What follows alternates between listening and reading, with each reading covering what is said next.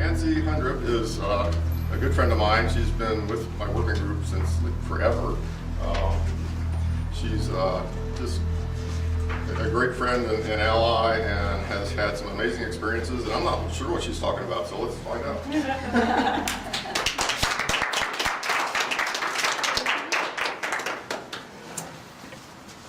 Well, hello to all.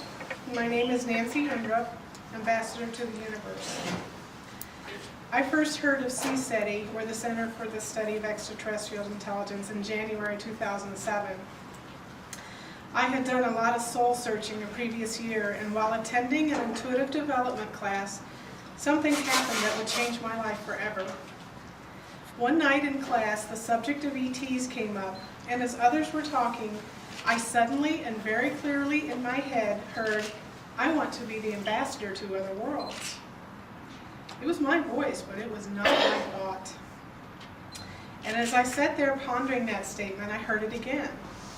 I want to be the ambassador to other worlds.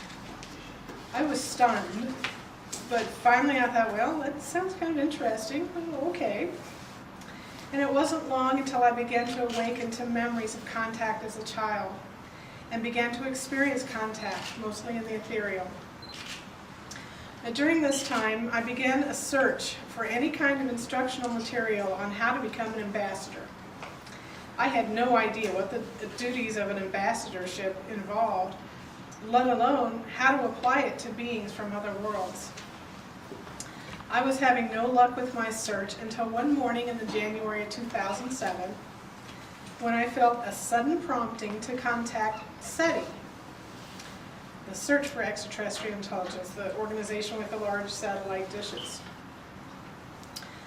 So, trying hard not to sound like some kind of a kook, I sent them an email asking if they had any classes for those of us already in contact. I wasn't expecting much. Not only was I surprised that they replied to my email, but I was amazed that they suggested I contact Dr. Stephen Greer, the founder of CSETI.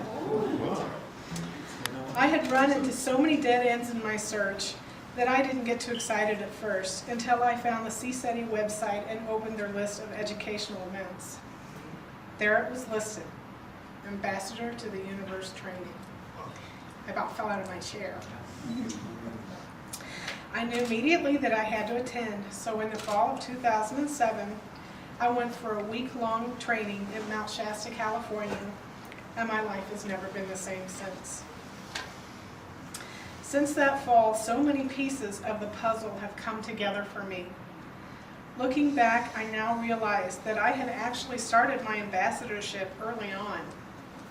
As a child, I'd been given several alien-type dolls throughout the years, which I preferred over Barbie.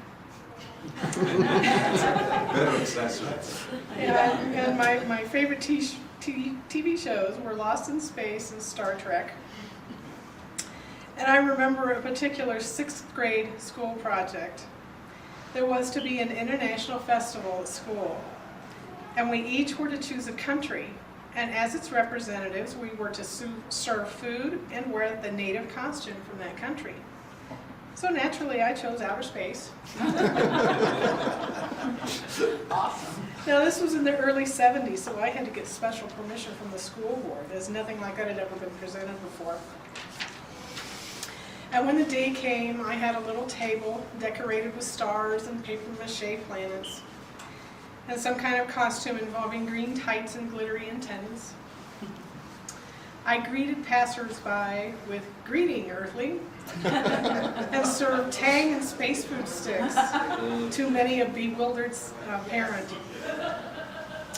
Throughout my childhood, I spent many nights lying in bed looking out the window at all the stars and wondering what kind of life exists out there and feeling somehow connected to it all. And many nights I had dreams of a sky filled with spacecraft of all shapes and sizes. It wasn't until 2006 that memories of my involvement with otherworldly beings began to resurface. Memories hidden away because of my own choosing. As the puzzle pieces began to come together, I remembered that I had many visitors as a child, often going with them in an out-of-body state. I remember being so happy in their presence, without the confines of a physical body, and feeling of all that love. It's hard to describe because there's nothing like that here on earth. It was such a total, all-encompassing love in their presence. And when it came time for me to return, I resisted. Till finally one night I became angry that I couldn't stay with them. And I told them they couldn't take me anymore because it hurt too bad to come back here. From that moment on, my memories of them were hidden to me. Although I can still remember that night curled up in bed, feeling so angry and hurt, but not knowing why or who with. In my early 20s, I read the book Communion by Whitley Strieber. Somewhere in early adulthood, I had slipped into a state of fear regarding the whole ET contact phenomena. Even the drawing on the cover of the book of an ET face caused a fear so deep within me that I slept with all the lights on for several months, tried using coffee and no-dos to stay awake for as long as I could. For years I remained intrigued by it all, but only at a distance. After 2006, I realized I need to conquer my fear and set out to do so. I then became more interested with the occupants themselves, more than the vehicles that they used to travel in. I found that I could see them in my mind's eye and could sometimes communicate with them telepathically, asking questions and receiving answers. And I remember one particular session on Valentine's Day 2008. I was feeling kind of low that day because I had just broken up with my boyfriend and consequently had not received a Valentine. I did a meditation and connected with an ET being, and I had a brief question and answer period. After the last question, I was feeling such a deep love emanating from the ET being that without thinking, I gushed, "Do you have any idea how much I love you?" And I didn't expect a reply, but suddenly I heard, "The amount we love you is tenfold the amount that you love us." Then I realized I just received a cosmic Valentine.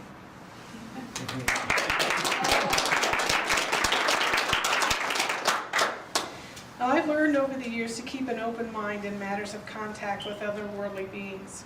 I believe that the more open you are to the unexpected, the more strange and wonderful your contact experiences will be. For example, in 2008, I assisted a woman who is partially blind, and we would sometimes travel out of state. In one such instance, we were staying in a hotel in Pittsburgh. I was envious of my friend because she could very easily see into the ethereal, whereas with me it was hit or miss.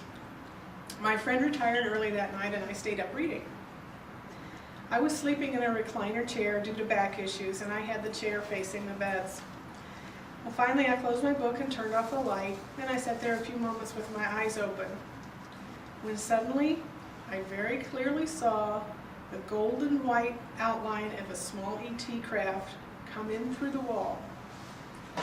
The ship was less than 3 feet wide, and there was a little ET waving at me as he sailed past. I watched as the ship flew over my friend's bed and disappeared up through the ceiling, and I thought to myself, I'm not going to say a who would believe me anyway? I finally drifted off to sleep, but a few hours later my friend says excitedly, "Nancy, you won't believe what I just saw." She then proceeds to describe the exact same thing I had seen earlier. And she adds that the little ET was bumping his craft into our beds trying to wake us up. I've seen my little ET friend several times since then, even once at a CE5 meeting in Jefferson, Indiana. A friend and I had been discussing this little ET on our trip to Jeff's. It takes us about 2 hours. And as we began to set up our chairs for our CE5, Jeff's wife, Amy, suddenly lets out a yell. She said, "It felt like someone just bumped into my chair."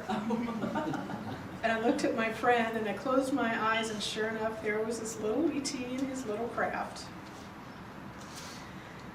Now, as I began to awaken, I experienced some interesting phenomena. I experienced something called spirit wind. I'm not sure the implications of such a phenomena, but it has been rather interesting to say the least.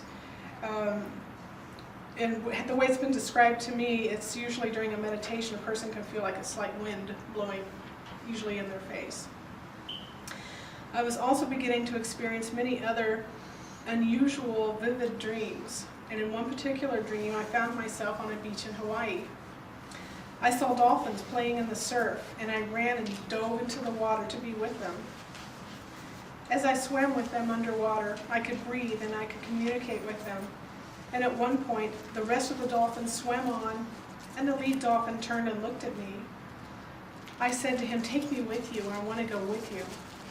And he said, "Study hard and pray." And then he smiled and said, "And maybe someday."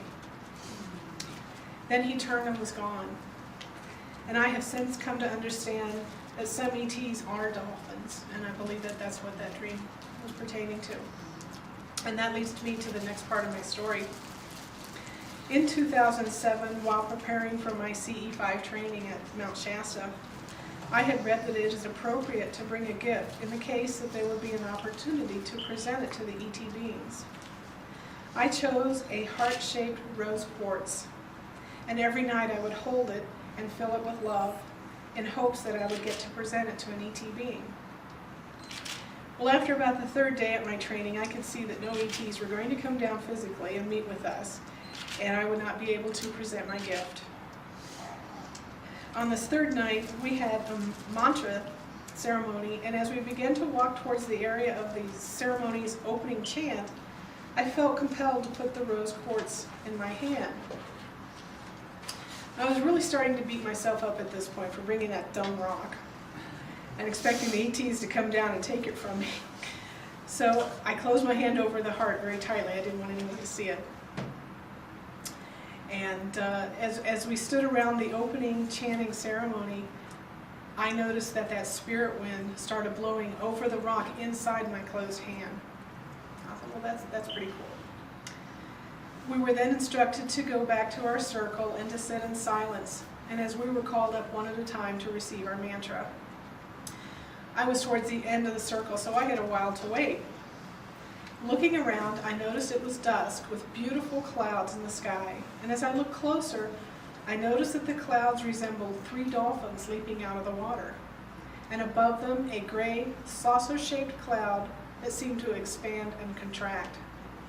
I was instantly reminded of the dream I had had a few years earlier, where I had swam and talked with the dolphins, and looked at the cloud.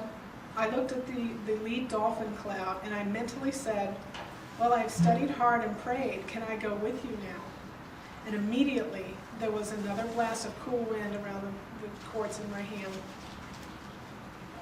And as I watched the clouds, they broke apart and they formed 3 heart shapes. And it occurred to me that although they couldn't come down physically and receive my gift, they were acknowledging it. And with that thought, there was another blast of cool wind around the quartz heart. Later that night, when we were asked to share our experiences that we may have had, I told my story. And a little while later, someone pointed out a heart-shaped cloud directly overhead, the only one in the sky. It glowed from the light of the moon, and there was an ET craft flying all around the perimeter of the cloud. Just at that point, someone said, "Look at the ground inside of our circle. It's rose quartz pink." And it was glowing pink. Several years later, during a hypnosis session, I met with one of my guides, who's a dolphin person. I had lost track of that rose quartz heart and was wondering if it was at all possible that they'd come down and retrieved it. I started to ask if my guide, if he knew where the whereabouts of this rose quartz. But he answered before I could even ask the question. He said, "We have it." I was very surprised and excited. The rest of the session went well, but on the way home I was starting to have nagging doubts that the information I received was real. In fact, I somehow instinctively knew where the missing heart was. And sure enough, when I got home, I checked, and there it was. Even though I'd already checked that place before and hadn't seen it.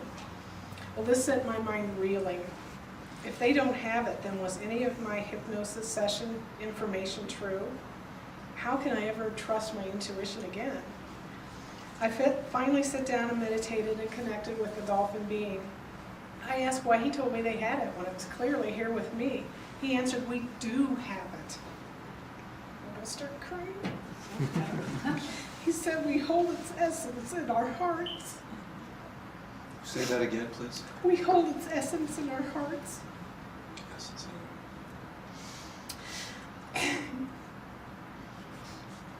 And I could see this was a lesson to be learned about physicality and how there is so much more to perception than just the information gained through our physical senses. He then told me not to focus so much on the physical, that by doing so I would be missing so much more.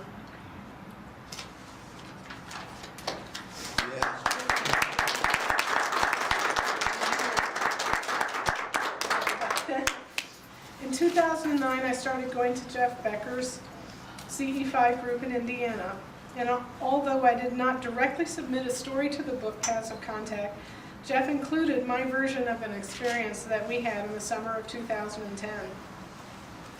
We had, our members were coming in and were meeting, and as the last member was driving in, there's this unscheduled storm that erupted with high winds and lots and lots of heavy rain, lots of lightning, and it was supposed to be clear that night. And as our last person pulled into the driveway, it just broke loose.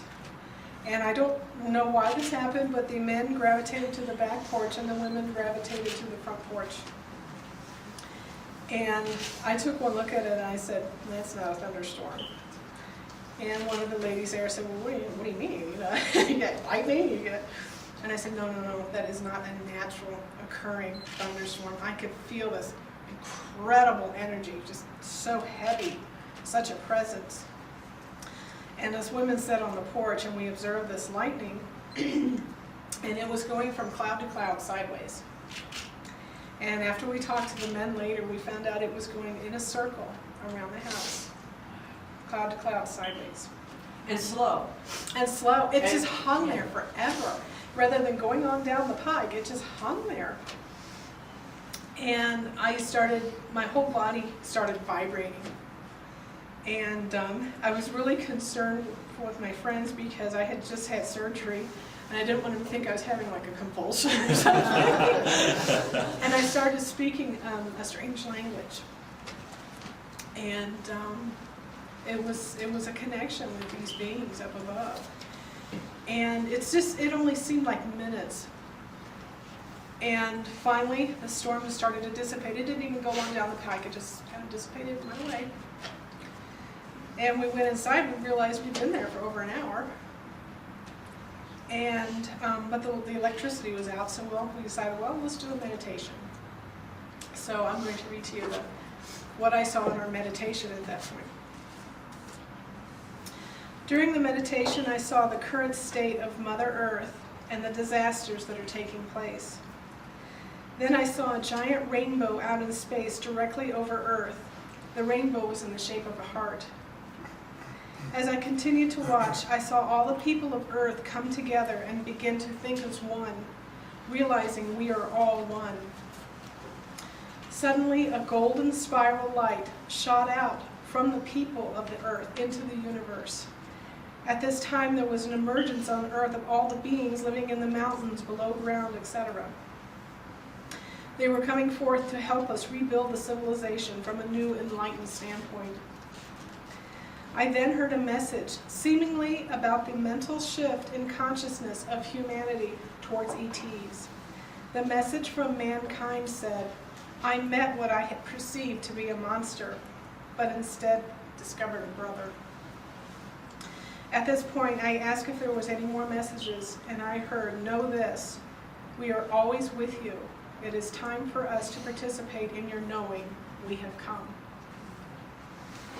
All right.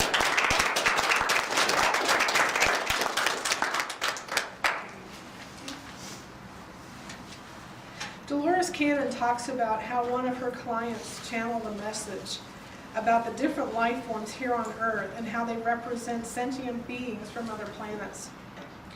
That wouldn't surprise me if that's true, because I have seen in the ethereal different beings such as cat people, ant people, fish people, dolphin people, mantis beings, and I've even received healing from a shamanic octopus. So like I'm saying, keep an open mind. There's so much out there if we just dare to believe. My contact has profoundly changed and enriched my life. It's been a strange and wonderful ride. And in conclusion, a couple of years ago, I was in a bookstore searching for a specific UFO book when I noticed the book Communion on the shelf. Only the spine of the book was visible, and I wondered what kind of a reaction I would have now to the drawing on the cover. And my perceptions of ETs changed at all. Would the picture still fill me with terror? As I took the book from the shelf and gazed into the eyes of the ET drawing, I was overcome with a deep sense of love, and I felt a great connection to our star family and friends. I would like to do a meditation for you now. Paula, if you could dim the lights.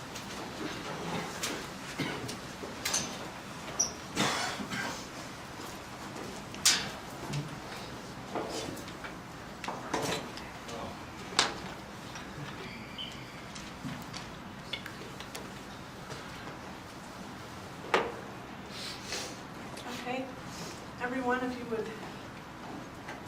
just take in a deep breath. Blow it out slowly. Feel all the worries and the cares, the weight of your body melt away.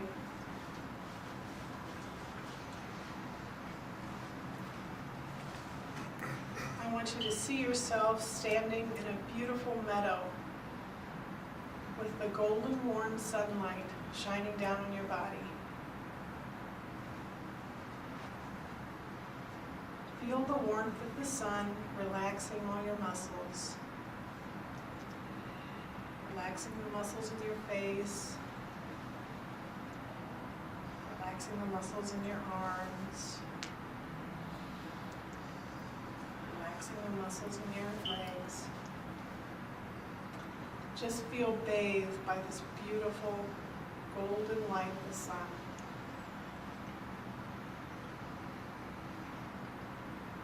Take in another deep breath. Blow out. Notice a beautiful rainbow coming down to you. All the colors of the rainbow. Red, orange, yellow, green, blue, indigo, violet. To slowly step into this rainbow and feel all the energies of the rainbow colors. Let it wash through you and all around you. And breathe in all the colors of the rainbow.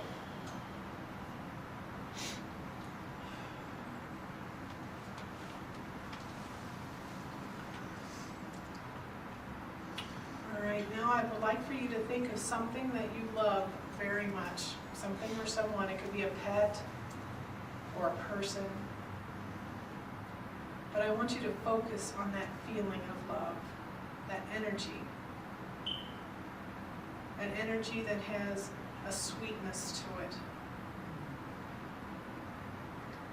And feel this energy, the pink energy of love, fill every aspect that is you, your physical body, all of your energy bodies.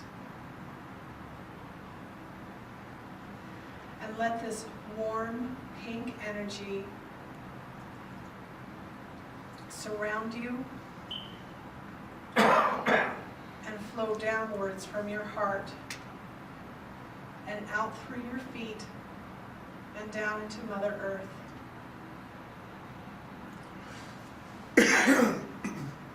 Once it reaches the core of Earth, feel it spread out to encompass the entire planet, your home, Gaia, and all the life that's on her.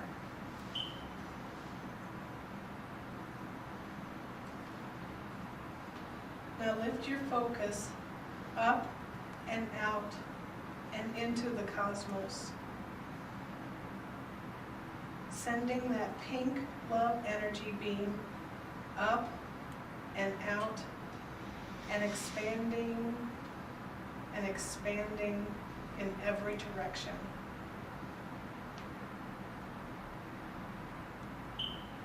Go as far out as you want to go.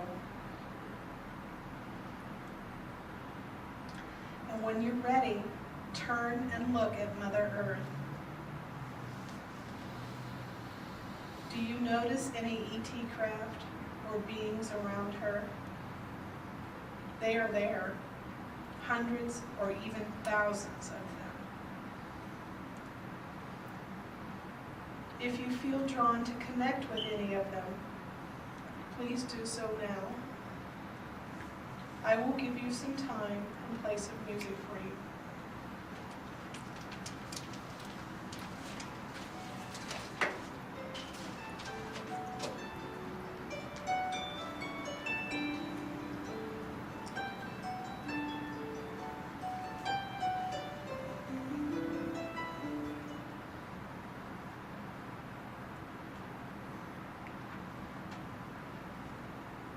Those of you that connected with the ET family or friends, thank them for their time with you.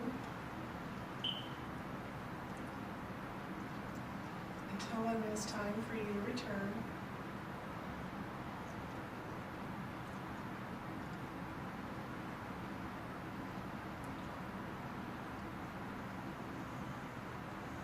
Now see yourself zooming closer to Earth, coming in slowly. And you can see the United States coming in slowly. You can see Mexico coming in slowly. Until you find yourself standing in that beautiful sunlit meadow.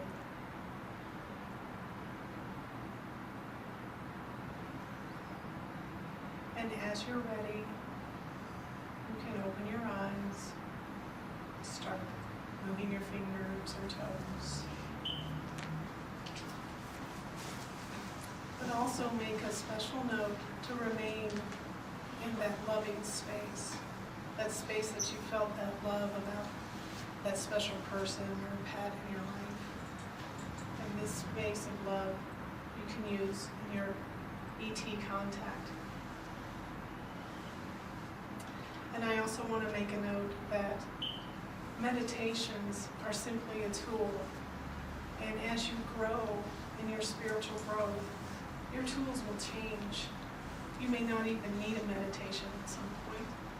And also your connection to your ET family and friends will change as you grow. And when you are ready, you may open your eyes. Someone get the lights? I get them.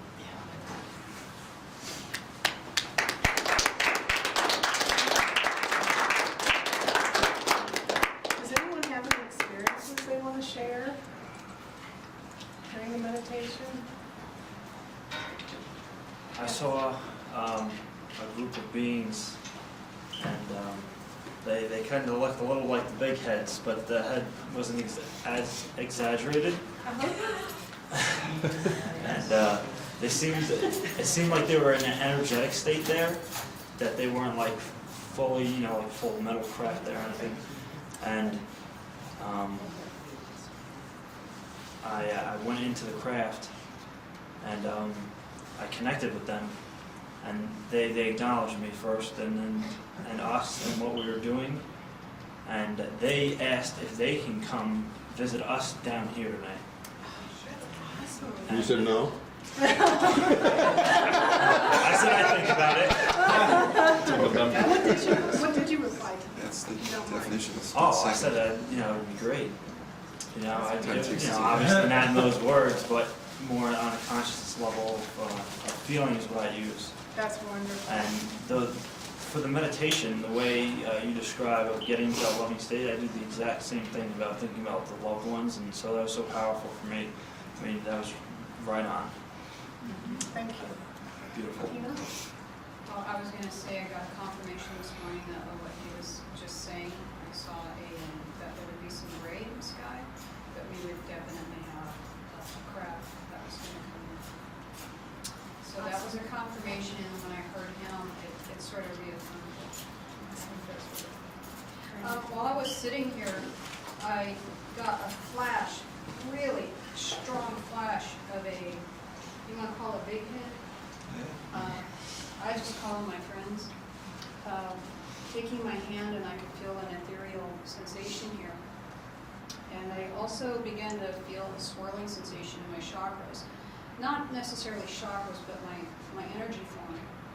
And while I was sitting here, my whole body got fired, like heated up, and I felt swirling sensations. So I just rocked with it. I wasn't about to be just a physical dead form with this energy moving inside me. I allowed myself to roll with it, and it was amazing because you were talking about this pink, and I kept experiencing pink and gold rising up and just becoming part of that energy field of spirit that's all around us. And sort of it was like a merging, but this little guy was here with me. Like I could feel a touch like this, like he was just touching my hands, and I saw his naked little butt. It was about this big, and I could literally feel this magnetic, gravitational kind of magnetic field on me. And I didn't get too lost in the sensation because I didn't want to come out of this too much. I was just hooked right here, and I said, okay, I know you're there. But I'm very cautious about going into guided meditations from others because I don't want to get caught into a thing where our consciousness opens portholes that we can't close very easy. So he was letting me know it was okay. And I usually, like I've told you before, I don't make really a move without this understand where I get this kind of confirmation first, and it came through. And then what I began to see was an expansion about your mission. And I don't want to go into this in front of everybody, but the way that you have been designed as both a physical and spiritual being, and your spirit body inside your physical body is by plan, it's not by chance. And this is what creates your ability to be so intuitive and so open and loving. And I saw Mother Spirit in you, radiating to all of us, forming portals for us that come from your essence, and through this gentle, non-invasive method that you're doing, you touch the child spirit in us, the purity in us, and that opens that trust, and the new portholes of our consciousness begin to open. And I'm seeing this with us as individuals, but networking as a group. So what you're doing here is very important, very, very important on a very high, refined, ethereal, spiritual level. So we all have our gifts. Some of us are down in the trenches on this war. Some of us are more into the science end and into academia and all these kick the tires. But there's some of us who are, like you, are on a very refined, ethereal level, which is non-invasive. It opens up the child trust in our system, in our consciousness, a distant memory. And this is where you are touching people in this space. And I think this is universal, and I think this is a universal language also of the ETs, because the ETs only speak in dialogue as they have to with humans, but their spirit contact, their telepathic contact, and the sensations, these are another kind of language that we are not used to, because we don't necessarily think through our ethereal body. We think consciousness through our physical bodies and physical mind. So what you're doing It's very important, and the message I got from my little friend is you're right on mark. And this is this is the gateway that you are providing for us. And I didn't know that I would be saying this today, but I didn't want to contain it. And as I said, most every experience I have with these little guys, it comes by experience first, a series of inexplicable education processes, and then I'm able to kind of postulate or formulate the lesson I learned. Well, what's happened here is they let me experience this opening of this portal, the energy field that's generated through my spirit accepting and understanding what you are creating here, this framework for us. And through that experience, I can validate it and then give you that feedback and assurance. So this is my message right now from this little naked butt dude that came by and held my hand. So that's what I wanted to tell you. Thank you very much. Can you provide a copy of the guided meditation in written forms for us to model some of our work? Sure. Yes, I can do that. Oh, that's good that you said that, because someone else and I were discussing if there's anyone here that would like to be on an email list so that we can keep track of each other and keep connected to each other. Can I make a comment too? You Yes. were writing an online book. Yes, that And has been people put should, aside. yeah, but people should know about that. If you guys have input for her online book is beautiful. It's full of love, and it's a really great place for input for I her. was wanting to put a book together similar to Pass the Contact about loving contact or loving experiences. Yes, So very it's good. like some of the things that I described, You that you have such a sense of love. you write Yes. beautifully. I saw an object, it resembled a shadow, but it wasn't on any background. It was just kind of with us. Uh-huh. And also, I'm starting to see things like I want to say the aura around us, because Yes. when you move, when each of us will move, and I'm kind of looking off, Yes. maybe, Yeah. Yes. and I see the energy field kind of stay there for a moment and then go with us. And I can see it. Yes. Mhm. That has been very heightened with this Yeah. group since we've gotten here. Is getting. I seen James' aura around his head. Uh-huh. Have they had one over there? That's where I was That's wonderful. I can certainly validate to some degree what she was telling you, because as I listened to you, I just couldn't help it. I cried like a baby. It just- Thank I you. also had Really picked up on so many similar things that she said, not as articulately, but inside, I was feeling those things that she was discussing. I mean, That's that awesome. was just That's amazing. wonderful. You have such a Thank gift. you. About a year ago, I had a very lucid dream with a total dark black background, and there was a woman that came forward, and she slowly transformed into a feline humanoid. Very dramatic, like I was shocked. And behind her came a male feline humanoid, Mhm. and they kind of like embraced each other. I thought he was gonna like attack her at first because I was just. But during this meditation, when I was trying to project myself into the ship, she came back to me. There was no verbal exchange or anything, but I kept feeling like I was longing for like her embrace, like she was my mother, and I felt like a cat. Like Yeah. I was feline, and I just wanted to be like in her fur, and like, and when you were talking about the mother essence, or like I started to cry, like when I was, well, the meditation was beautiful, and it just, Thank you. and I had this feel like she was my real mother, letting me know. I'm sure you heard this story before, how like you almost feel like you're adopted to your Right. Oh, family. yes. Like my own father used to say, "He's not mine, Marie," like to my mom. Like, I don't know where he came from.